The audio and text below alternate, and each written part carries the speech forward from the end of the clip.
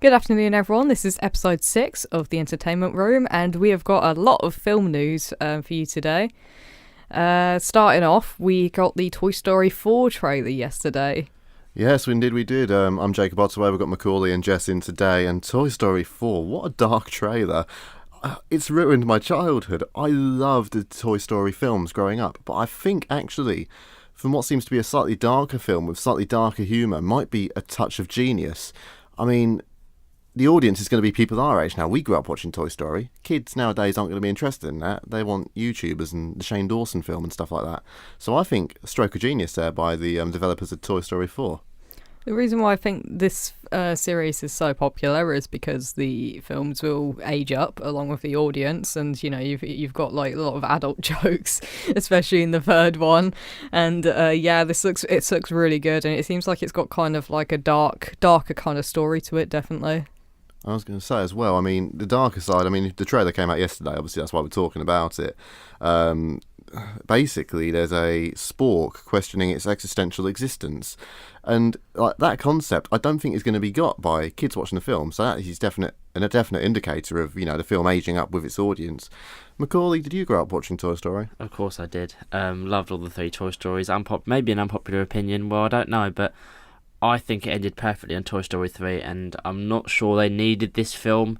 Although I have heard they've said before that they didn't want to release another one unless they believed like the script was as good, if not better than the old one. Similar to Incredibles 2, they never released really a sequel until they believed they had a script that was good enough to, you know, beat or at least equal the old film. And I thought Incredibles 2 did a good job at that.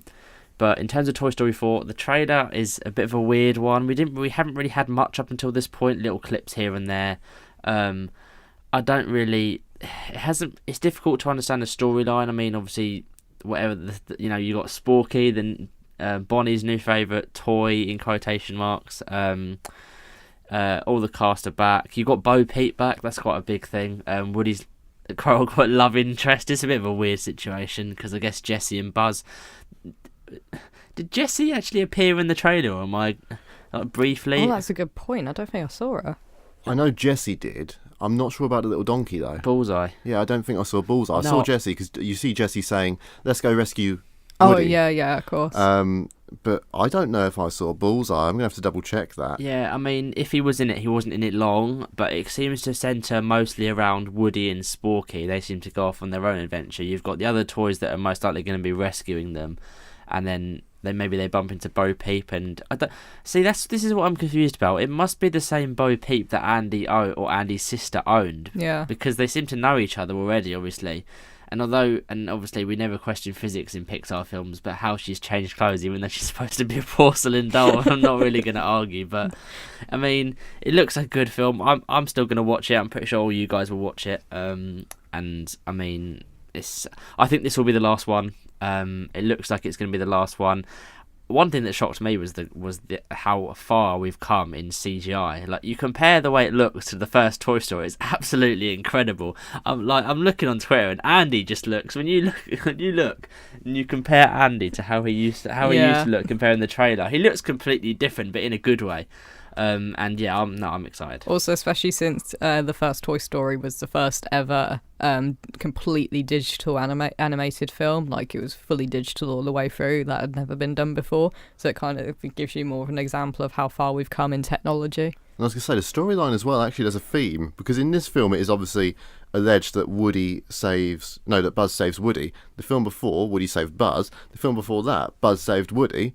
And then the first film, Woody saved Buzz. Yeah. So I'm liking this sort of repetition, but I'll be very sad to see the cycle end. I'm hoping there's a midnight release. I'll binge watch all the other Toy Stories all day, get drunk, and then watch Toy Story 4 at midnight. Anyway, that comes out on the 21st of June, and I don't know about you guys, but I'm really looking forward to this. Got to be done. Yeah, now, definitely. Let's look at some ridiculous business.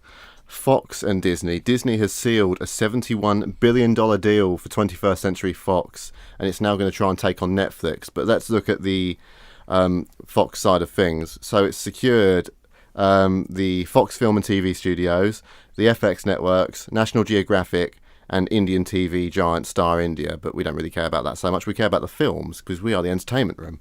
But importantly, obviously, this means that things such as X-Men and Deadpool are now going to be, or now have the potential to be, incorporated into the Marvel universe. This also means The Simpsons is now owned by Disney, which upsets me a lot, but that's another podcast altogether. But we now have genuine, real potential for characters like Deadpool appearing in the Marvel franchise. So imagine, for instance, Deadpool being in a film with the Guardians. Or I think that's going to be absolutely class. I mean, it probably won't happen, but we can dream at least. Yeah, and Alien is now a Disney film as well, because Alien is owned by Fox.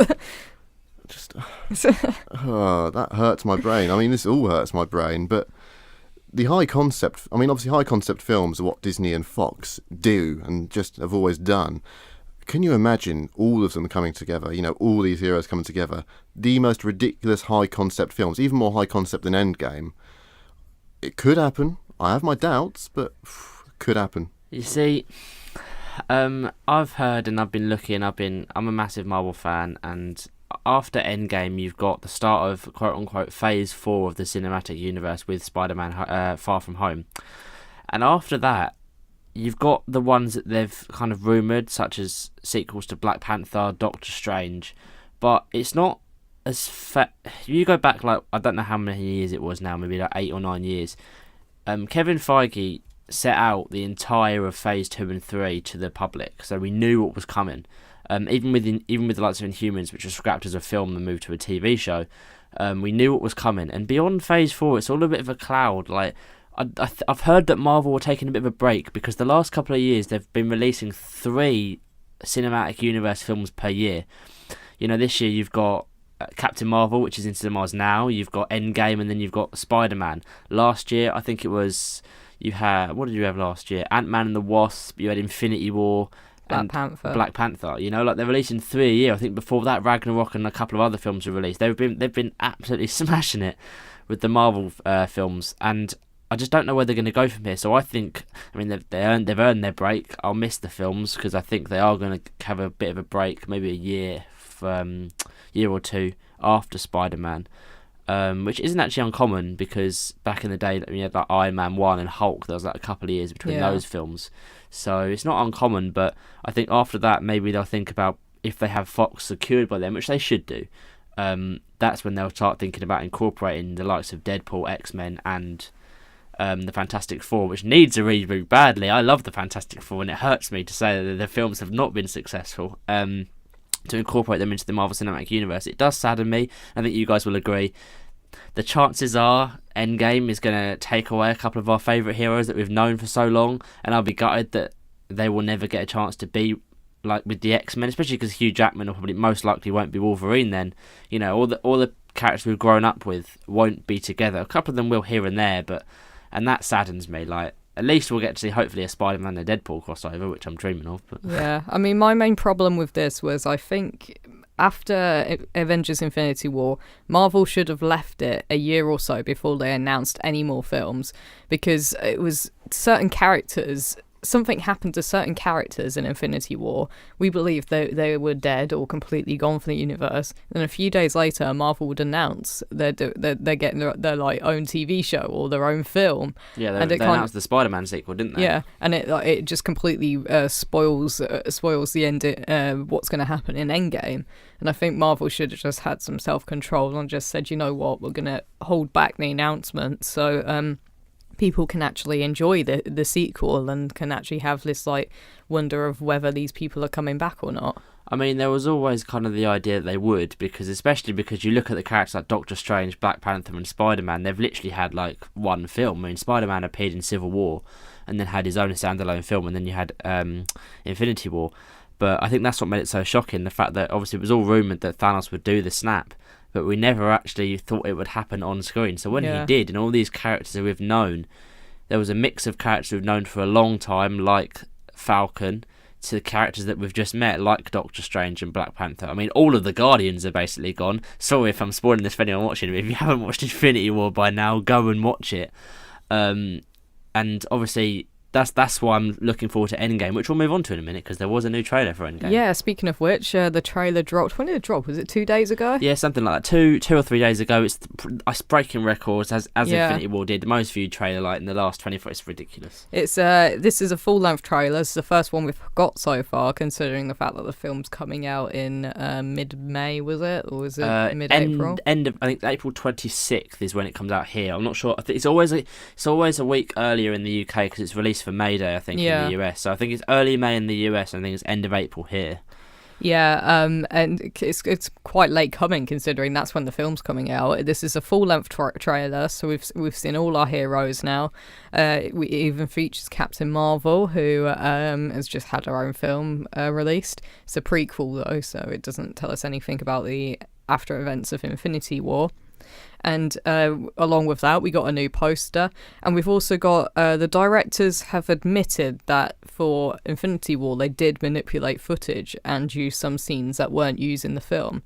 And they said the reason for doing this, which I found quite clever, is because these days audiences will overanalyze a trailer to absolute bits. Like you see it all the time with Game of Thrones. Every time Game of Thrones releases a trailer, someone's zooming in the background to see like who that is in the back. Yeah, some previously deceased character has come back from the dead. And they said because of this, they want to keep it a surprise for the audience. So things in Infinity War, like there were certain shots where Thanos already had all the stones and all of his power, but in the trailer they had edited it out to keep that like element of surprise while you're watching it. Oh, will he get the stones? Won't he? Yeah, I love that. I love that about these trailers. I think Marvel are killing it with the Endgame trailers because so far we know nothing. You look at this, there's not even a fight scene. There's a couple of scenes where Cap tightens his shield or Ant-Man's running on a pencil or something. You have no idea what that is, and that's what I love. I'm going into this film with ideas about what could happen, but I haven't a clue where it's going to go and in what order, and that's what I love. It's the first time in a while that I've been so excited for a Marvel film. I mean, for Infinity War, you kind of knew it was. You look back at it now, that was Thanos' film. He in what I love about Infinity War was the end. It said Thanos will return. In every Avengers, it said the Avengers will return, but no, they're gone. It's that Thanos is the king, and I don't think he'll be in this film as much. I think it will centre around the Avengers and how they're going to get the people back. But the trailers have pretty much revealed nothing, and I love that. Yeah, and there's also speculation that they've once again been doctoring the clips used in the trailers because there's been shots of groups of people and there's been like a suspicious space like between certain characters where you could fit another person. Yeah, like in Civil War when they had the running scene and Spider-Man is right there, but they edited him out. So when you look in the film, you're like, he wasn't even there in the trailer, which deceives everyone, and that's what I love that. I'm so glad that they're keeping it all a secret. I mean, half of the trailer was literally flashback scenes of each hero, and we still love it. They could literally bring out Iron Man saying hi, and I think everyone would be so excited for Endgame. And I was going to say, it's Marvel once again with their top class, advertising, because they're absolutely getting fans on a string, and the fans are loving it. And this film does have genuine potential to be the highest grossing film of the year, unless Star Wars does a complete and absolute madness. Now, speaking of the Marvel Universe, we're very film heavy today. I really enjoyed Guardians 1 and Guardians 2, Guardians of the Galaxy, of course. Guardians of the Galaxy 3 is on the way, and James Gunn is back, Jess. This story is hilarious because it was only a few months ago Disney were like, we are not inviting James Gunn back. He's absolutely won't be directing Guardians 3. Then a few months later, he's back. Basically what happened was James Gunn was fired from directing Guardians 3 after some old tweets that he'd posted a few years ago resurfaced. They were quite controversial tweets. I found them quite disgusting, but he had apologised and still lost the job. Since then, he's had an absolutely huge backing from fans of the Guardians franchise and his co-workers and other directors within the Marvel Universe. I know Taika Waititi, who was everybody's top nomination to become the new director, he was like, this is James Gunn's film, I don't want to do it. But now he's back, and there's also been announced that Volume 3 of Guardians of the Galaxy is going to be set after Phase 4 of the MCU, because obviously James Gunn's already been signed onto Suicide Squad 2/reboot at this point. And now he's saying he wants to prioritise that first and then get onto Guardians. The script for Guardians had already been done before he was fired, and he's just going to pick that up again and resume as usual. Moving on, Alien 40th anniversary. Yeah. So, this year is going to be the 40th anniversary of Alien. We've already had the first film being re-released in cinemas. We went to go and see that. I think it was about 2 weeks ago. It was brilliant to see it on the big screen. And that's not all, because what's going to happen is they're releasing 6 short films made by new time directors, and they're going to be set inside the Alien universe and kind of like based around the first film. And all of these are going to be focused on stories of survival. What happened was they had 550 pitches from directors who pitched these stories to the studio to win this opportunity to make the short films. And out of those 550, 6 were selected. And they were then given props, storytelling elements, and creatures to use, and like basically all this stuff at their disposal to make what the best they could. And I think this is brilliant because it's a great opportunity for new time directors to get noticed. And they've released a teaser trailer for this where it shows like really short clips of each story, and they look really well done as well. They're going to be shown at Comic-Con first. The first 4 will be shown at the Emerald City Comic-Con in Seattle on the 15th of March. And then the remaining 2 have female directors, and they're being exclusively shown at WonderCon on the 30th of March. And they'll be followed by a panel with the directors on. And then finally, they'll be released on IGN, and we'll have 1 film every week, and this will start on the 29th of March. And that is something for all of us to look forward to. Speaking of us, more details coming out about the new film. Absolutely terrifying trailer. What new details have we got, Jess? There's no new details. It's coming out in a few days' time. That's what the details is. And already we've got. When I looked last night, there'd already been 68 professional reviews by reviewers who get pre-screening of it, and it's got 99% on Rotten Tomatoes. I know we said before we weren't going to trust the Rotten Tomatoes score, but this is like highly unusual for a new film to still have 99% after so many reviews. And apparently this film is phenomenal. It's coming out on March the 22nd, and it's been directed by Jordan Peele, who did Get Out. Jordan Peele, in my opinion, is one of the best newcomer directors that we've got around at the moment. And I was going to say, Mac, I believe you saw Get Out, or I believe you know about Jordan Peele. Are you looking forward to us? I can't wait for it. I thought Get Out was absolutely incredible. Did it win an Oscar in the end? I think it did for Best Original Screenplay or something like that. I believe it won an Oscar or something like that. I actually will search that up. But Get Out was amazing. I thought Daniel Kaluuya was absolutely incredible in that role. Yeah, right. He won Best Rising Star, I think. Yeah, it did win Oscar winner for Best Original Screenplay. I was correct. And Jordan Peele, that was a masterpiece. You see all the layers that he puts into his films. Like there's so many twists and turns and hidden meanings and things that he reveals afterwards. From the simple fact that I don't know if you've seen the film, but at the end, he's tied up in the chair, and he has to like get the cotton out of the chair to plug his earphones in. Obviously, because of the whole idea about race in the film, he's literally got to pick the cotton to save his life. And I love things like that. It's so clever to come up with stuff like that. And I saw the trailer for Us, and I was terrified. I think this film's going to be really scary. You've got Lupita Nyong'o, I probably butchered that name. And you've got Winston Duke, 2 Black Panther co-stars back in the thing. It's got Elizabeth Moss in it as well from Handmaid's Tale. She's won so many Emmys for her acting. Yeah, but I'll be definitely seeing this film. It looks terrifying. Jordan Peele's at it again, and I think he's going to be bringing out really, really successful films for years to come. I mean, only he can make a song as simple as 5 on it so scary in a trailer. But yeah, I can't wait.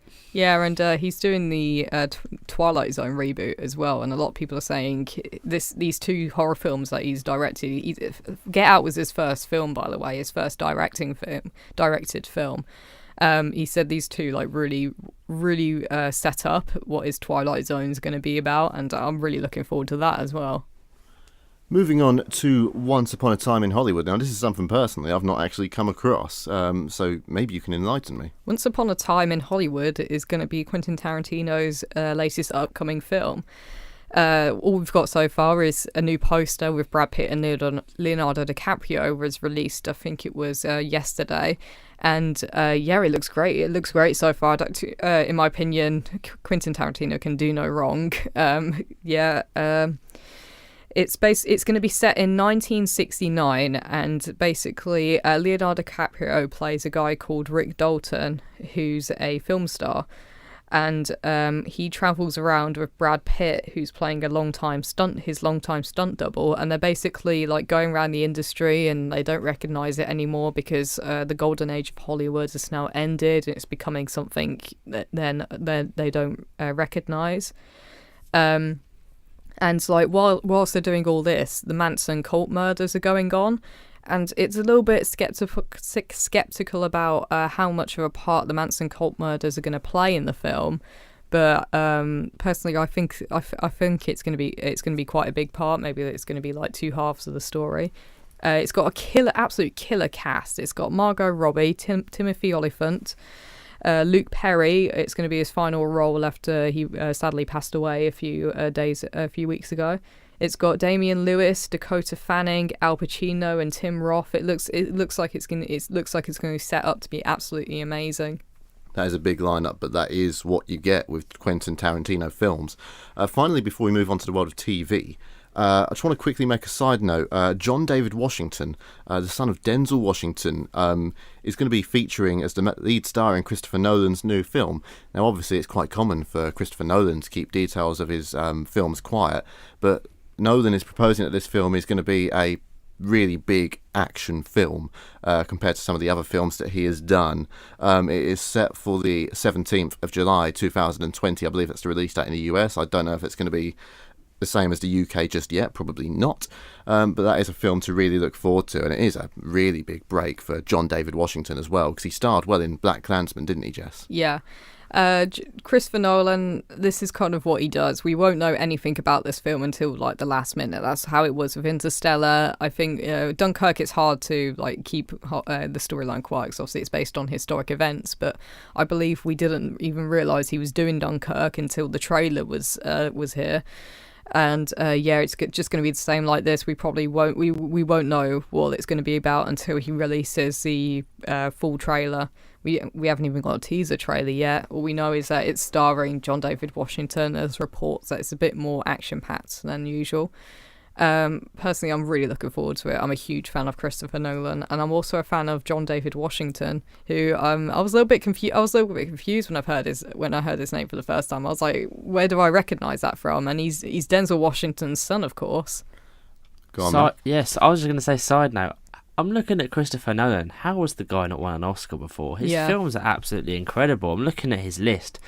I'm not as knowledgeable as Jess is about film directors themselves, but you look at the list of films he's done, and it's like, come on, you've got to give him an Oscar for something. He's never won Best Director at the Oscars, which I find absolutely criminal. He's been nominated for 5 Oscars, and he hasn't won any of them. I mean, the 5 Oscars, he was nominated for 2 for Dunkirk, 2 for Inception, and 1 for Memento back in 2002. And Dunkirk was great. Inception was an absolutely brilliant film, and why that didn't win Best Original Screenplay or Best Motion Picture of the Year, I'm quite upset. I don't know what actually won Best Motion Picture in 2010. I have no clue, but to beat Inception must have been some film. But yeah, can't wait. Good film. Moving on to the wonderful world of TV, You versus Wild. What is that, and what is it going to do? This is going to be another Bandersnatch scenario. Basically, this is a Bear Grylls TV show, and it's based off his Man versus Wild. Yeah. It's a TV show. This is going to be a interactive. It's going to be an interactive experience called You versus Wild. It's going to be 8 episodes, and it's going to release on April the 10th. And basically, the audience will be making decisions to help Grill survive.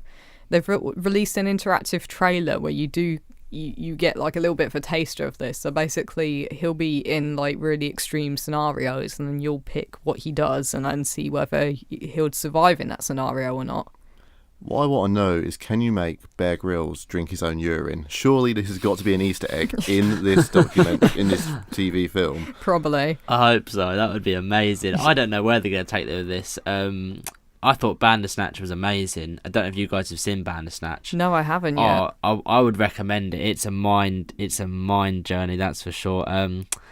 Took me on so many twists and turns, and when you get it wrong, because you can actually get it wrong technically, it's really frustrating because you like, do I pick that answer, pick the other one, you find out it's wrong. But the storyline was so excellent, and you end up getting confused as to what the real storyline was. It's so many different endings you can get, and it was done so well. I mean, I love Black Mirror. I thought Black Mirror was an excellent TV show. Some of the episodes of Black Mirror have actually scarred me for life in the worst kind of ways about what humanity can actually do and why, where we're going in the future.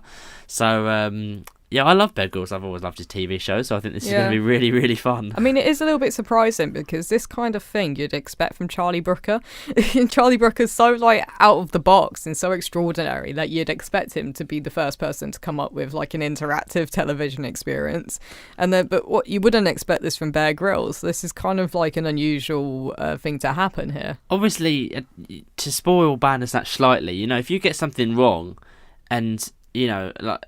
So, for example, if you pick the wrong thing in Bear Grylls, I don't know how it's going to happen because he can't die on screen. It's not like if it's really cold and you say keep your clothes on, it gets really cold and you can't freeze to death on screen. So I don't really know it's going to be a wrong answer. Oh no, I've killed Bear Grylls. I know, I don't really know how they're going to do it, but that's why I'm so excited because I might purposely pick the wrong answer one time just to see what happens. Like, if there's a bear, do you challenge the bear or do you not? And you challenge it and Bear Grylls get mauled. I don't know how they're going to do it. It's going to be fun. That needs to be the title of our podcast. Oh no, I killed Bear Grylls. Do we think this is the way forward, though? Do we think we're going to do more interactive film and TV things? And do we think, I mean, it's bound to have been done somewhere beyond my knowledge, but do you think we could end up with, like, full actual movie theatres with people with little voting pads like you had on Who Wants to Be a Millionaire, voting for how they want the film to go? Yeah, we have that. It's called a video game.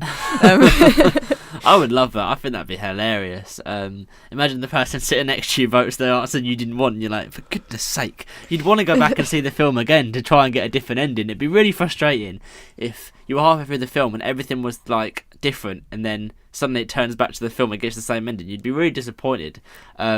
You know, I remember, completely off topic, I remember like a Star Wars ride I went on once, and it has like different episodes you can get, like it was like a simulator, and I went on it like 6 times just to see the different episodes because you just want to see where else it can take you. So if that ever did happen in film, I think it would be really, really good. It would be really profitable as well. That's my idea. I'm going to copyright it. Anywho, we need to move on to something a little bit darker and a little bit sadder. This week saw the death of footballer and television star Mike Falasitis. He passed away at 26 years old, suicide by hanging. He was very popular for appearing on Love Island and Celebs Go Dating in the footballing world as well as I know. He played for a local team down here, actually. He played for Chelmsford City, just down the road. And it's shaken social media, it's shaken the TV community as well, and it's prompted a lot of questions as to whether stars on these shows such as Love Island get enough care and enough sort of mental health support. Now it's come out today with the BBC that the Love Island stars are going to be offered therapy and social media training and financial advice to hopefully prevent, you know, mental health problems for stars like Mike Falasitis experienced. It's a horrible, horrible thing, but do we think it's the right way forward that shows like this are finally going to offer mental health support? I mean, you two have seen Love Island more than I have, so obviously you may know the struggles that these characters go through, well, not characters, these real people go through more than me. Do we think this is the right direction? Yeah, the problem with Love Island is, in case you don't know, it's a reality TV show where they'll select about 30 or so people to go into a villa where the objective is to find love. They're not allowed outside the villa apart from like the odd occasion where they can go out for a drink or something. And the problem is they're relatively unknown in the public eye, and then they go into this villa. They spend about 3 months there, completely isolated from the world. They're not allowed outside, so it's a bit like Big Brother, Big Brother, and TV shows like that. And then all of a sudden, when they come out, they've got cameras in their face, and their entire lives are like on show. And I was going to say the other thing as well. This is not the first time this has happened, because obviously we had the death of Sophie Garden as well about a year or so ago. Macaulay, you see the shows, and obviously you know football as well, because obviously Mike Falacita's Chelmsford City. Mental health wise, we think support needs to be shown more to these people again. Definitely. I was watching the clip from this morning where Montana, who is, I believe, was on the same series as Mike, went on there and discussed the issues, and just mental health in general just needs a whole rethink in a way. I think there's not many. It's difficult, and it's a difficult topic to talk about. And I don't like talking about it a lot because it upsets me. And to think that it just hurts to see that someone like Mike was in that place. And like Jess said, you can literally go from a no one to everyone knowing you. And Mike, Jacob, you might not know, but people who watch Love Island will know that Mike got coined the nickname Muggy Mike. And to have that in the public and people to know you as that might be really upsetting. Yeah. And obviously he went from a no one to what was known as that. And, he clearly wasn't in a good place. And I don't think everyone saying that helped. I mean, I can't remember which newspaper it was, but someone used that. Daily Mail. They used that nickname in the headline when he passed away. Like, that's not needed, is it? Like, he was a real person with real feelings. And I feel like what we saw on the show, people on reality shows like that do kind of maybe play up to a character to get the views in, to, have a joke, have a laugh, but you don't know what they are in real life and what they're going through. And I think that I'm glad that shows like that are going to start giving advice to people like that, because to go from nothing to literally not being able to get out the public eye, you walk up your house, you're photographed, is such a big jump, and it can really, really ruin people. And I'm glad they're doing something about it. So obviously our thoughts, respects with Mike Falacitas, his family and his friends and all that knew him, and hopefully these mental health supports will be in place to prevent things like this happening again. Moving on to the world of video games, and there is something quite interesting happening. Call of Duty is going to be available on mobile devices. Now, obviously lots of games have been available on mobile devices after they've been on consoles, FIFA, all sorts of things like that. Call of Duty, a game as big as this, taking a step like that, I'm surprised. Now, Mac, I'm sure you'll have played Call of Duty before. I'm personally not supporting this move, but what are you feeling? No, I don't really support it either. I think phones have always been... I feel like phone games, you like the simple games on a mobile. You don't want to sit there with your phone tilted sideways, killing your battery, playing Call of Duty. You want the simple games. You want Sudokus, you want paper tosses, you want card games. You can just sit there in your car and sit there and just play. And I think that the Call of Duty's gone downhill because Activision, they've not been listening to the fans, and they haven't been for ages. And rather than working on the next title to bring it back to what it was, they bring it to mobile, which was completely unnecessary. You look at Fortnite, I think that went to mobile. Is that really...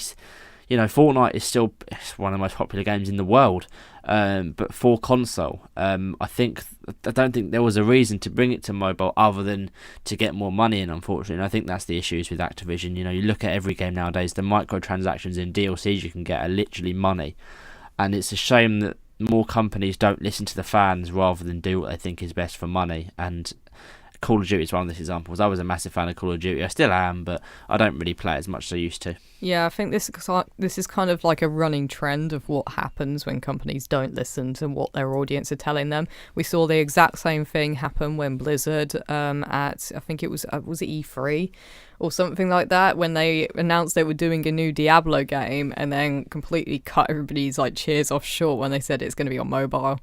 It's just not what people want. I don't know about you guys, but I don't want to be sitting there peering through my tiny phone screen trying to shoot people. It's just not what it's designed for. Phones aren't designed for massive games like that. They're small screens to talk to people, to interact with people, and to scroll through social media. It's not for fully automated 60 FPS shooter games. And it affects the experience as well. I mean, I remember coming home from high school and college, putting the big headset on and, going into that world, being encapsulated in that world and shouting at my mates for getting shot from behind. You can't do that on mobile. It takes away the experience, and I feel that it's the wrong direction for Call of Duty, as we clearly all feel. Especially when there's been so much success with people that from companies that actually listen to what the audience has to say.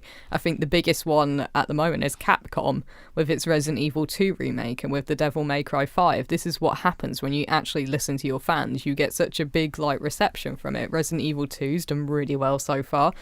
And Devil May Cry 5, they decided to backtrack on doing the reboot because of the reaction it got from fans, and decided to go back to what they actually wanted, and it's paid off in the end. This is just like, this is how business works. And I must say as well, the Devil May Cry 5 looks absolutely gorgeous. It's so gorgeous. The new game engine they're using for it is absolutely top notch. Both Resident Evil 2 and Devil May Cry 5 look so realistic. I think I remember mentioning this to you before, that I remember watching the Assassin's Creed trailers, the cinematic ones they used to do, and thinking, God, I wish the game looked like that. Oh my God, could you imagine? Yeah, and now Devil May Cry 5 actually reaches up to that standard, so it's kind of scary. I was going to say, we've got some great game engines as well, because the Halo 6 shots so far with their new game engine look ridiculous. Halo is a game so beautiful for the eye, and it looks amazing. Yeah. So there we go, we're all very excited for visually stunning games. Something that we're not so excited for, but still looks interesting, is the new Google gaming platform, which is coming out of nowhere. I'll run through it quickly because we've only got limited details so far, but it's called Stadia, which is foreign for stadium. Essentially, it's quite weird. Their slogan is, "The future of gaming is not a box, it's a place." Details so far, the only hardware is a controller. There is no console like there is with the Xbox or the PlayStation or the Nintendo Wii. And the controller has a Play Now button on it, so I'm assuming it means, oh, there's a game. It's going to be available for PCs, tablets and smartphones, and it's coming out this year in the US, the UK and Canada. What we don't know is how much it will cost, what games will be on it, and how it works with mobile data and internet. So, skeptical. I mean, I know you're skeptical, Jess. Well, looking at it from a hardware perspective, it's not going to be a very demanding. It's not even a console, is it? It's like a, I don't know what to call it. I mean, in theory, like you can plug in a Xbox controller into a PC. I mean, in theory, this is just like an advanced version of that. You can't plug your Xbox controller into your phone or tablet. So I've got a feeling it's going to be quite basic games. I'm trying to think of an example. Maybe like a really simplified version of the Wii. So maybe it's like, honestly, I'm not sure. It is quite interesting, but at the same time, I'm kind of not looking forward to it. It's very interesting, but we don't know what tree they're trying to bark up here, and it looks like they might be barking up the wrong tree. It's obviously it's not going to be a competitor against Nintendo, PlayStation, or Xbox. So I have no idea what they're planning with this one. I was going to say, we'll have to wait and see, but that's coming out this year. I mean, that's come out of nowhere. I don't know how they're going to develop it to be good so quickly. Maybe they should have given it more time. And also releasing it just before the next gen of consoles. That's just shooting yourself in the foot even more.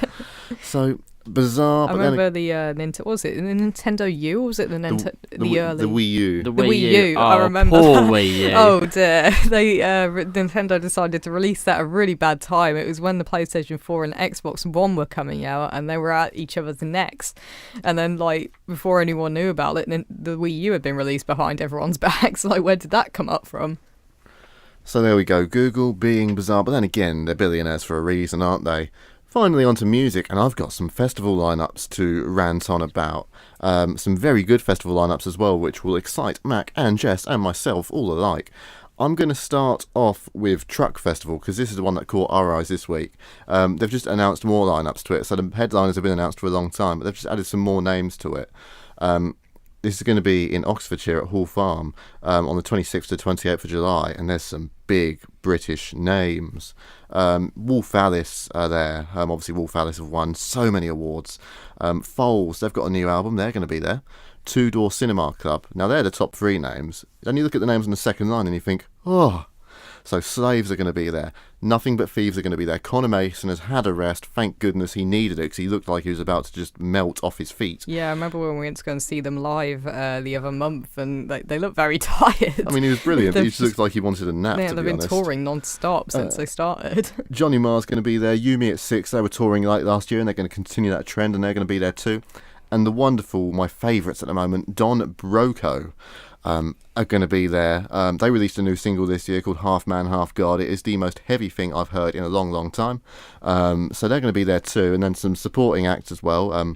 Louis Capaldi, obviously, he was nominated for Brit Awards.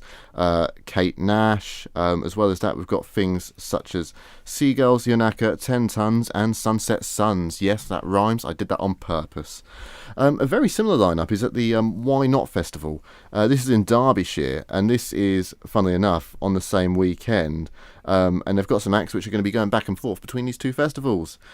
Elbow, Two Door Cinema Club, and Foals are headlining. Franz Ferdinand, he's been around a long time. Sorry, they've been around a long time. Yumi at 6 and Wolf Alice.